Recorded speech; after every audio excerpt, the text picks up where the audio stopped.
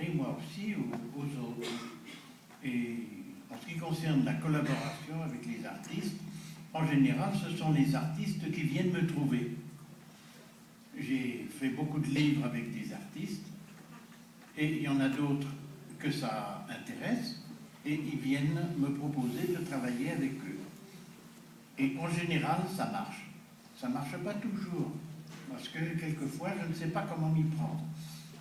Et souvent, quand ce sont des galeristes ou des éditeurs qui veulent faire un livre en rassemblant un tel et un tel, très souvent, ça ne marche pas, ça. En général, il faut que ça la vienne du peintre lui-même. Voilà.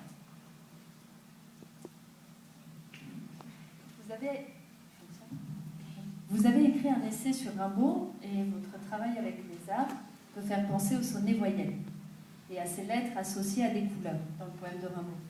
Quel est le rôle de la couleur dans votre rapport aux mots? J'aime beaucoup la peinture et donc dans la peinture, la couleur joue un rôle essentiel. Et lorsque j'étais jeune, j'avais envie d'être peintre, mais j'avais aussi envie d'être musicien, alors je suis devenu écrivain. Mais dans tout ce que j'écris, il y a une nostalgie et de la peinture et de la musique. Alors, il m'est arrivé souvent, pour faire des textes allant avec des gravures qui étaient en noir et blanc, de mettre la couleur dans le texte. Vous voyez, vous avez un livre avec 2 pages comme ça. D'un côté, il y a une image qui est en noir et blanc, et de l'autre côté, il y a un poème, un certain nombre de lignes. Et je mets de la couleur à l'intérieur de mon poème. Et c'est, si vous voulez, je parle, alors que l'image est en noir et blanc, je parle de bleu, de rouge, etc. Ce qui fait que la couleur coule, en quelque sorte, d'une page sur l'autre. Et ainsi, on va voir l'œuvre d'une façon complètement différente. Bon, j'ai fait beaucoup d'œuvres avec des graveurs, et j'ai fait beaucoup d'œuvres avec des photographes, et souvent avec des photographes qui sont dans la tradition classique du noir et blanc. Autrefois, la photographie, c'était en noir et blanc. Et aujourd'hui, certains grands artistes photographes restent dans la tradition du noir et blanc. Eh bien, je peux mettre de la couleur dans ce noir et blanc. Ou bien, il peut y avoir de la couleur déjà dans la photographie, ou évidemment dans la peinture, mais je peux faire, avec mon texte, faire sortir certaines couleurs par rapport à d'autres. Vous voyez, un peu comme on utilise des filtres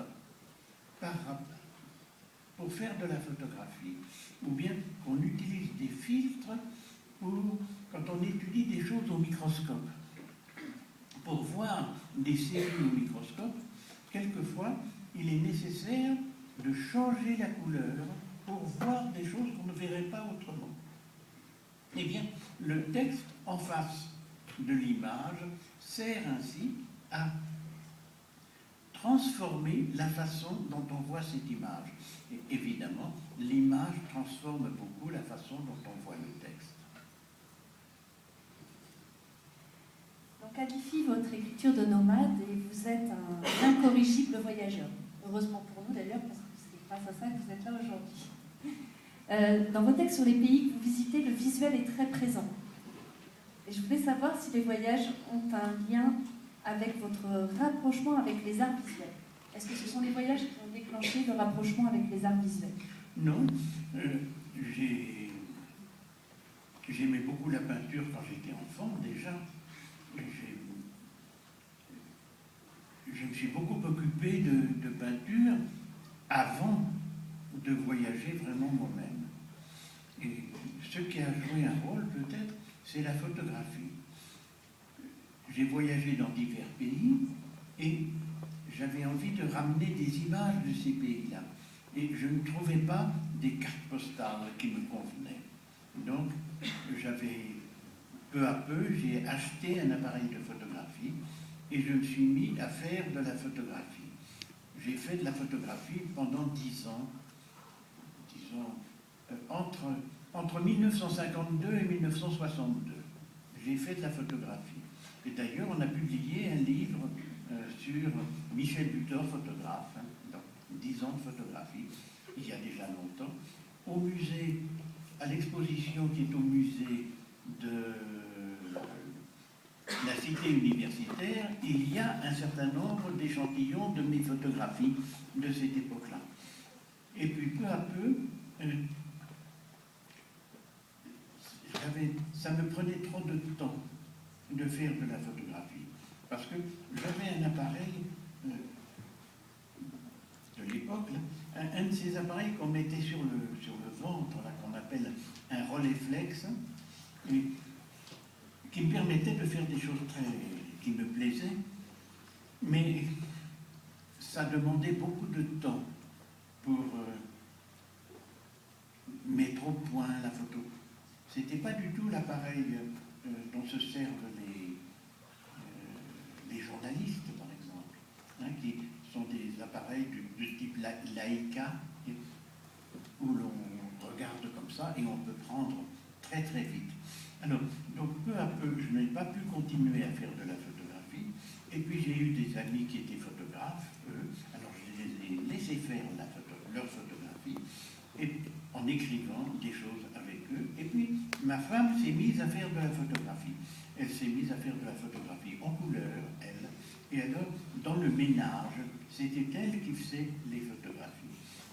Maintenant qu'elle n'est plus là, et que je me promène dans un pays où il y a des choses tellement extraordinaires au point de vue visuel, j'ai envie de me remettre, je me remets un peu à faire de la photographie. Mais il me faudrait beaucoup de temps encore pour retrouver la qualité que je pouvais avoir il y a 50 ans.